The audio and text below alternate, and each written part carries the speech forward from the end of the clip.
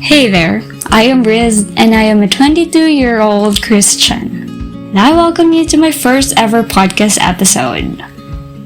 On this episode, we're talking about my early adulthood. I am to share how God has been so great as my Jehovah Rapha, Jehovah Nisi, and Jehovah Shammah during the season of young adulthood. And through this podcast episode, I am gonna be answering the following questions along the way. Number 1, what was my first job? 2, is young adulting difficult? 3, what were the bumps and plot twists of the first few years of my young adult life as a Christian? And lastly, how did I work my way around them? So here it goes, let's start! As a backgrounder, I graduated with Latin honors from a premier university in the Philippines called University of the Philippines, Mindanao. The question is, was it my ticket to land at my very first job after graduation? Nope, because God's favor is. 2 weeks before my graduation, I was contacted by one of our lay leaders in the ministry called SALM, or Philippine Student Alliance Lay Movement. Her name is Ate Joy.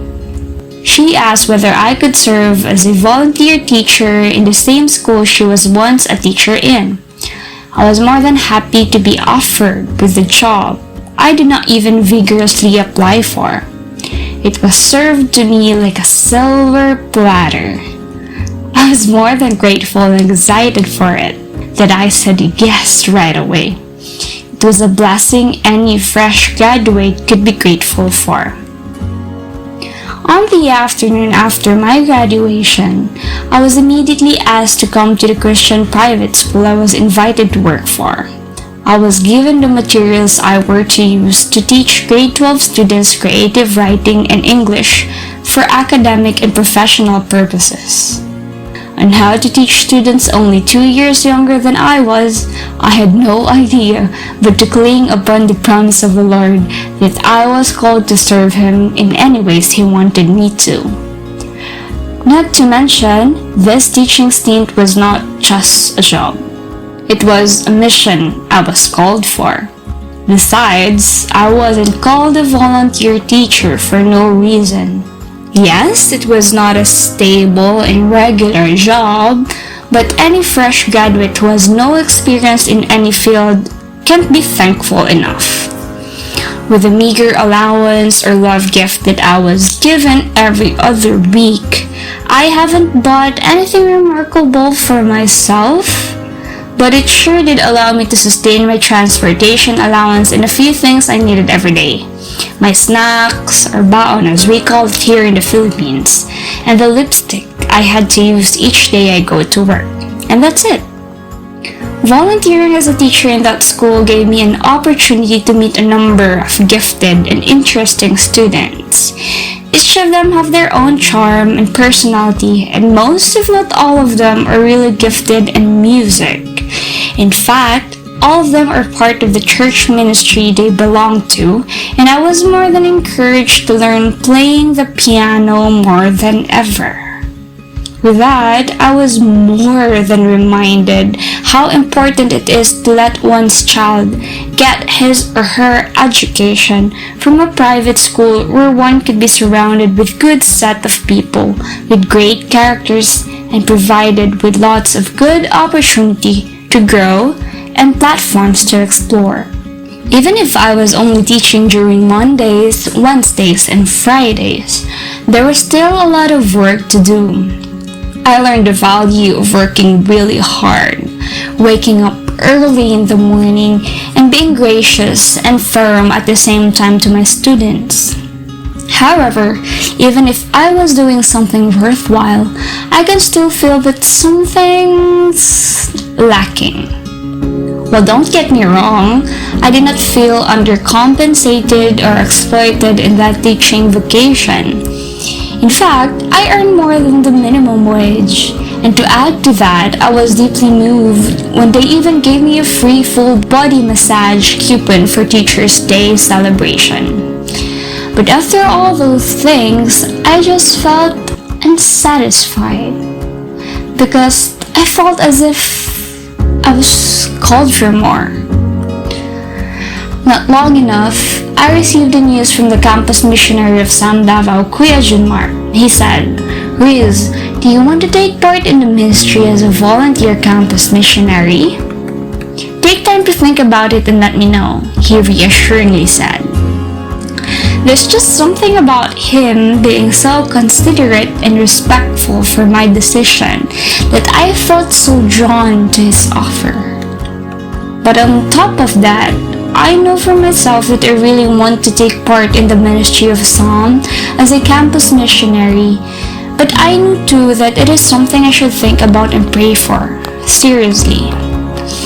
I finally understood why God has given me a teaching job that only requires a few days in a week for me to work for.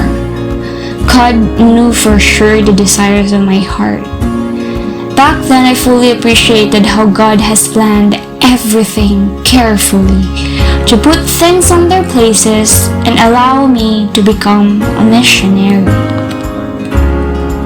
This calling required me to come to my university every Thursday nights. Yes, it was physically exhausting, but it sure was a weekly blast of endorphins. I am more than delighted to have an opportunity to pray for the university as I walk along the corridors. I even got to station in one of my favorite tambayans during my college days and got to share the gospel for about 10 students.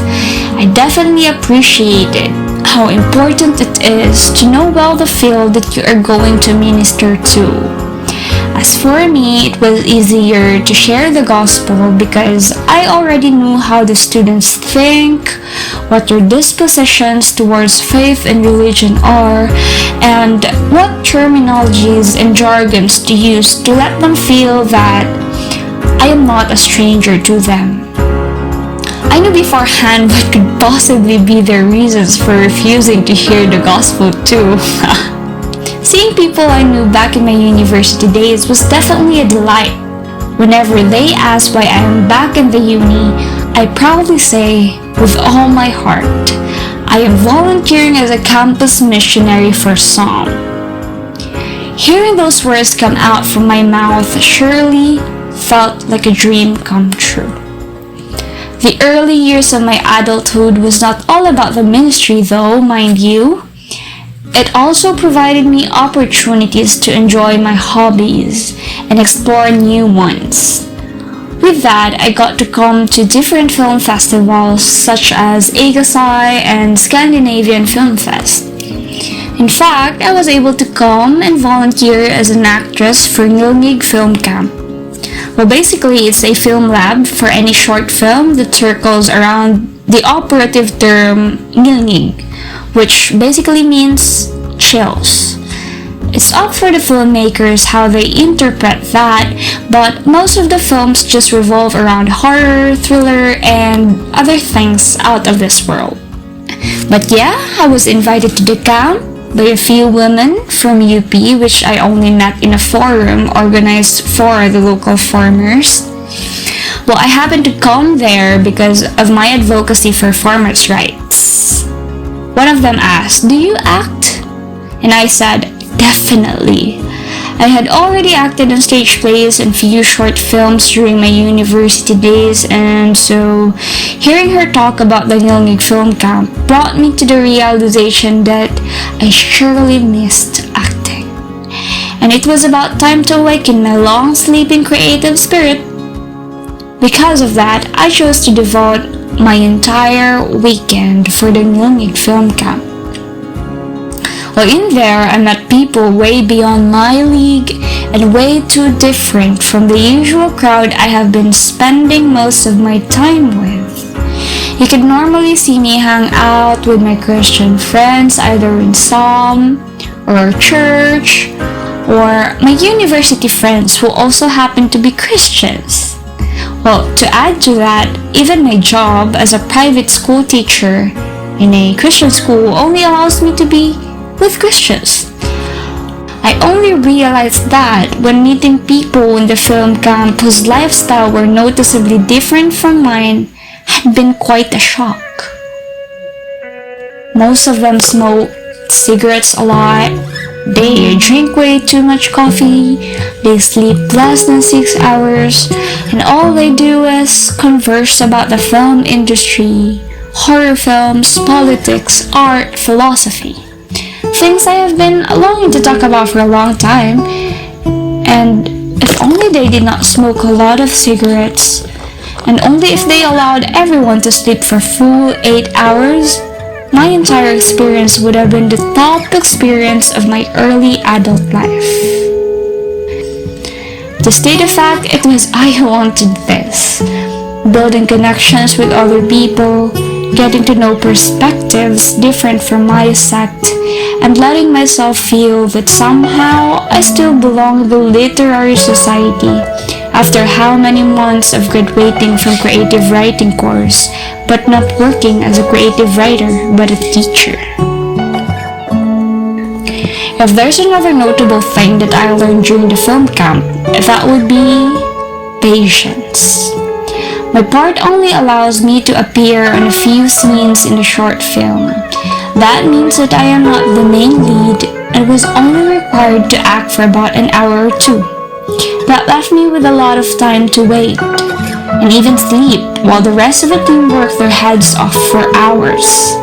I can still remember having been able to sleep from 9 p.m. to 11:30 p.m. while waiting for my turn to have my scene taken. Do these people never tire? I asked myself. While waiting and being half asleep the whole time, I decided to take a moment and hear the voice of the Lord to get to know what He was trying to teach me that time. Well, not long enough, God made me remember His message on pushing the boat further. Earlier than that, I was so guilty for choosing not spending the weekend for church-related activities, such as joining the church music team practice and coming to church for the Sunday service. But that instance where I could reflect made me realize that God will never leave me unsecure as I push the ball a little further and farther. Meaning, even if I am with a set of people who are not of the same faith with mine, I am safe. And as a matter of fact, I wouldn't be reminded how important the assurance of the Lord is if I had not taken this opportunity to go out of my comfort zone. I felt at ease and eventually fell into a slumber. A little over 11:30 in the evening, I was woken up by someone whose name I quite forgot and was finally asked to come to the set and deliver a few heavy scenes. By heavy, I mean lying on an old dusty mat and squirming and shaking, shouting like some kind of possessed individual. Did I tell you that we're doing this in the middle of the night? I'm just making sure I point that out, because yep, we're doing all these crazy, frightening things in the unholiest time of the night. To be honest, I'm not the kind of person who gets frightened easily, but I knew for sure that this kind of things only invites not the good kind of forces around us. This is the kind of things my God wouldn't be happy about, but being of company to these people during a difficult and uncertain time made me notice how I was so sure about my faith in the Lord. I knew for myself I would not be shaken, and it was not the best time to act lousy, as everyone in the production team were already tired. And so I made sure I was not a burden to them, and instead, I'd be of assistance to the hungry and tired individuals. I made sure to encourage them to eat, and even gave one of them some crackers I have left in my pocket. Even during the unholiest time of the day, I made sure I could still be a blessing to them. And a little over 2 a.m., it was time to pack up. The day after that did not get any easier though. We still had to take a few scenes and fillers to make the story whole. And this means my job did not get any easier too. I had to act on some scenes where I was the one being molested sexually.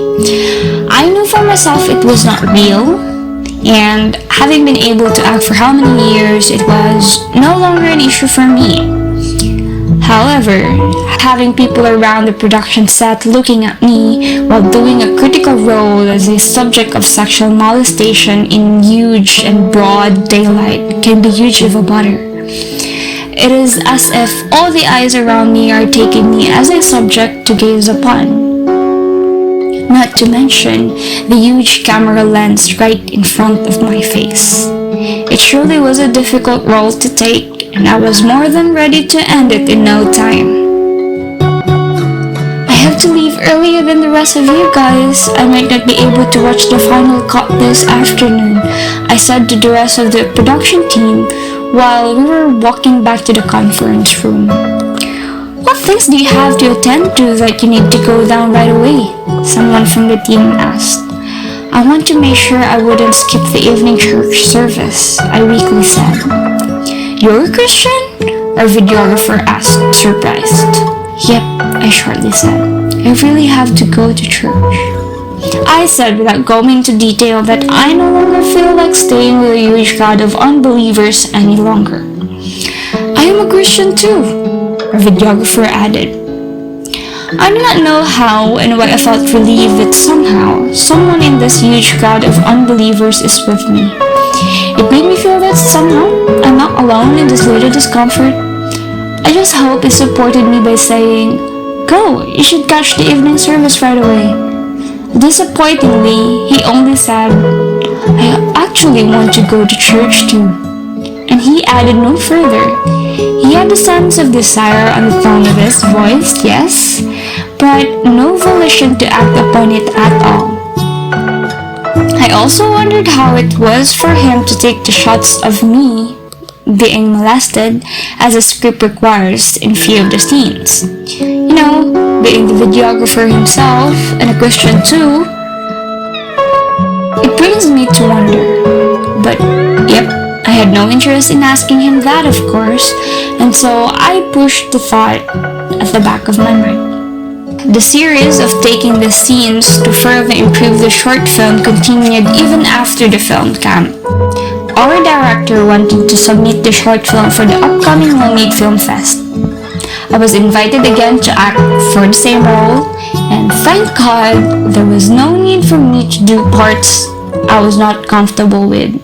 For some reason, they stripped those things off, and things got easier eventually. For one, it is because the next new scenes were to be shot in the place where I was already familiar with, UP Mindanao. The director managed to rent an old house that was about to be demolished around the UP community. And another reason might be because I knew for sure that this would be the last time that we're gonna be having a long day devoid of rest. This time around, I made sure to pray for everyone before the critical scenes started. Even if I had to shout like crazy in the middle of a forest, I never felt that the Spirit of God left my side. And this time around, I felt as if the videographer made little efforts to say reassuring words like, "Don't mind what they're talking about," whenever the team's conversation steered towards topics like how life could be so senseless and even things about sexuality and immorality. Topics of which I already have a firm set of belief about.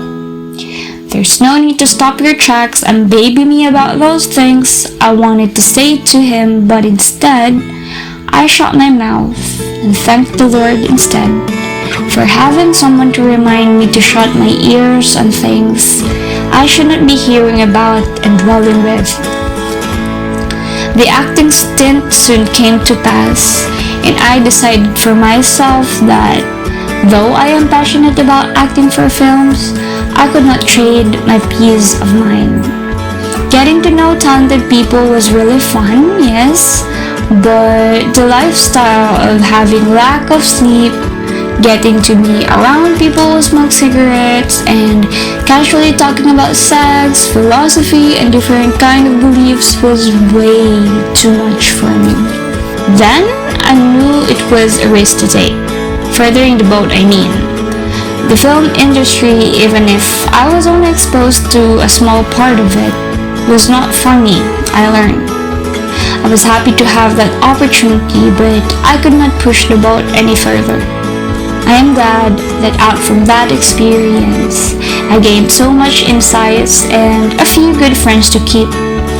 I'm sure I'm still passionate about film and filmmaking, but I don't know about acting anymore since I noticed that I am often casted in horror and thrillers because of my Chinese-looking eyes.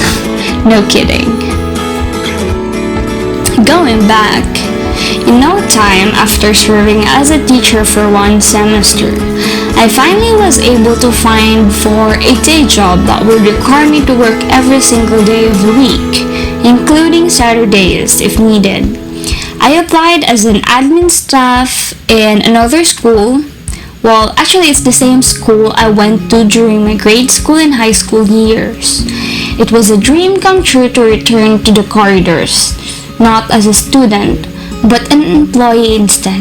I originally wanted to be a teacher, but the school badly needed someone to be of assistance during the accreditation period. I decided to accept the job of being an accreditation staff eventually, not minding what job I had to take as long as I could serve back the school where I was once a scholar.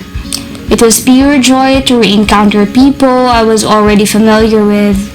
It was also a blessing to have a huge office all to myself. The only company I have were boxes of documents that I were to organize. Surely it was not the job I have been dreaming of, but it was really a good avenue to listen to Christian songs each day, spend time for my daily devotionals, converse with other Christian students and teachers, and even share the gospel to few of them.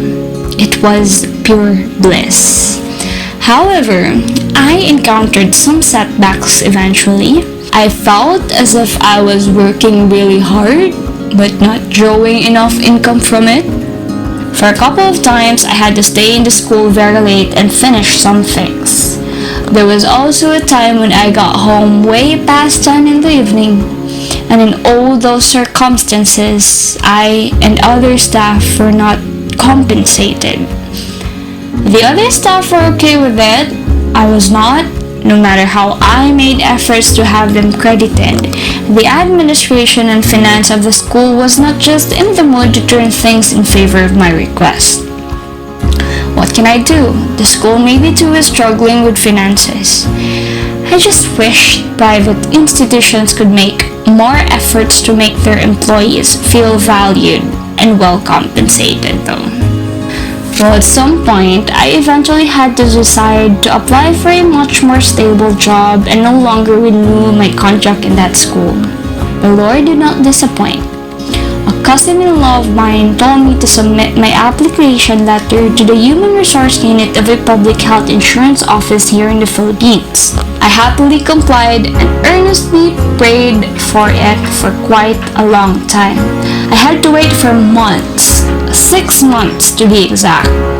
It was a long waiting game that I needed to distract myself from, and so I decided to try law school while waiting for the job appointment. Entering law school was a tough decision to make. I was eager to try it even if it was not the best of my interest. It was my parents. Yes, my heart was not initially into it even until the day I randomly decided to enroll myself. If things go smooth, I'd carry on, I said to myself. To my surprise, the enrollment process went really easy. I thought it was a sign that I should push through with the schooling. I gave my all during the first 2 weeks before my classes. I made sure that I memorized all the things that I could. I got my hands on the Philippine Constitution and even managed to memorize the preamble, which I have never encountered neither during my high school years nor my college years. Studying was fun until the real deal of classes started, and I had to read bulks of cases to memorize more than a handful of articles each night. I worked too hard until I experienced a not so casual burnout. I struggled to remain asleep at night, and most often I find myself irritable and distracted. It was something that couldn't just be fixed by stress eating or watching some movie series because I had no time for any of that. Instead, I devoted more of my time soaking in worship and crying my heart out hours before classes start at 5 p.m. It was not a joyful experience at all, I could say. Having no time for yourself and family anymore, just because you have to finish the reading sets for a very limited time. In fact, the expectations were raised to a certain bar that all of the students could never reach. On top of that, in each class session, I had to face a battle of emotional, mental, and psychological torture whenever there was a need to stand in front of the whole class for recitations. There were all kinds of professors I was not fond of. Sexists, hedonists, lovers of money, name it. If you think I am exaggerating, I am not. Some of my classmates said I was just being biased and that my perspective was entirely skewed because I came from the University of the Philippines, infamous of being anti-government and subversive in many ways. I can always set aside my firm beliefs and disposition towards the government and let my meekness take over, knowing that on top of being a UP graduate, I am a Christian. Meeting people whose perspectives are different from mine is okay. What I was not okay with was being with people who tolerate sexist comments, classmates who endure the pain of being humiliated in front of other people, and on top of that, doing nothing to correct those things, and worst, just laugh along with the crowd. It sure was not a good environment to learn and grow as a full human being, I should say. I knew what joy in studying feels like, and I had not felt it while studying in law school in that university at all. Was I depressed? I could not say that because I was not clinically diagnosed with depression, and technically because I did not have the luxury of time and money to get checked professionally. But I knew it was the deepest and darkest point I have ever been my entire life. I was just lucky and favored enough to be ferried by the Lord out of the circumstance, safe, sane. Just as how I quickly jumped to decide entering law school, I also decided to come out of it just as quick. I got the news that I finally can start working in the public health insurance office that I applied for halfway through the semester.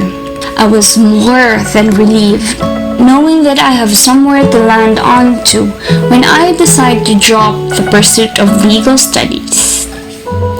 I tried to juggle both work and finishing the semester instead of disappearing out of thin air. Eventually, my mental health noticeably went better. I had quality sleep, I regained my appetite, and I was no longer moody. I even continued studying the cases out from appreciation this time, and no longer out from the pressure or fear from being humiliated in front of the class. Did my performance in law school got better? Nope. I still sucked and got humiliated a few more times. But this time around, my face thickened. I had no problem getting humiliated anymore.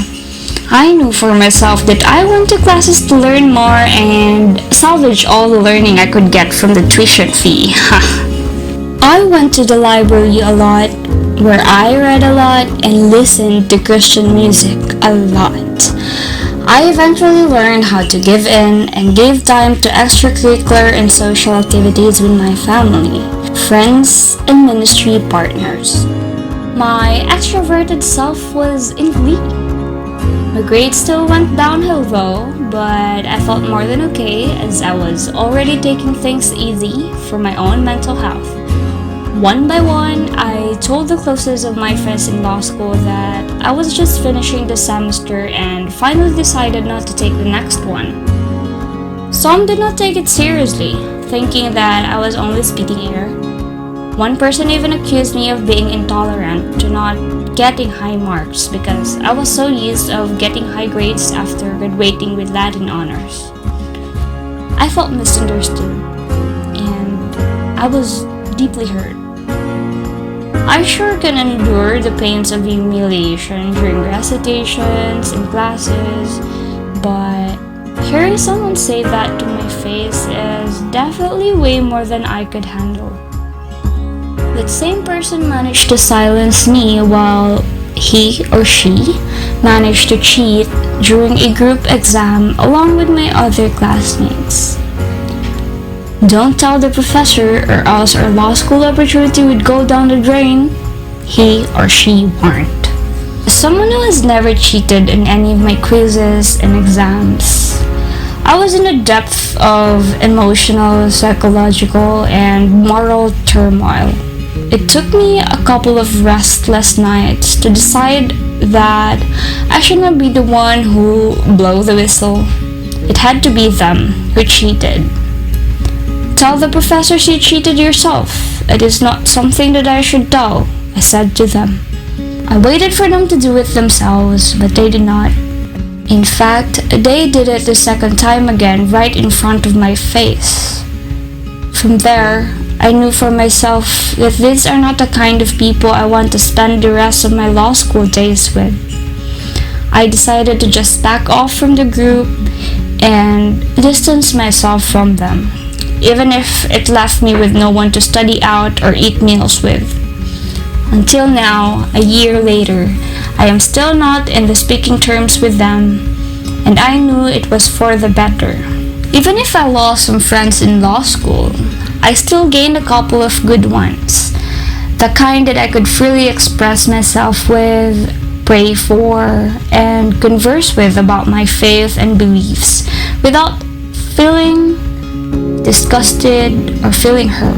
And even if the good friends I was left with did not pursue law school, just like I had not, I am pretty sure that they are no less valuable and no less brilliant like those who remained afloat in the sea of humiliation, pressure, and unhealthy competition offered by law school.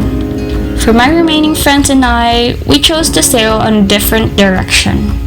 I could not stomach what law school has served me with, and I knew for sure that God still has a lot in store for me. Law school was only a battle He let me encounter. I was tested and brought to my limits.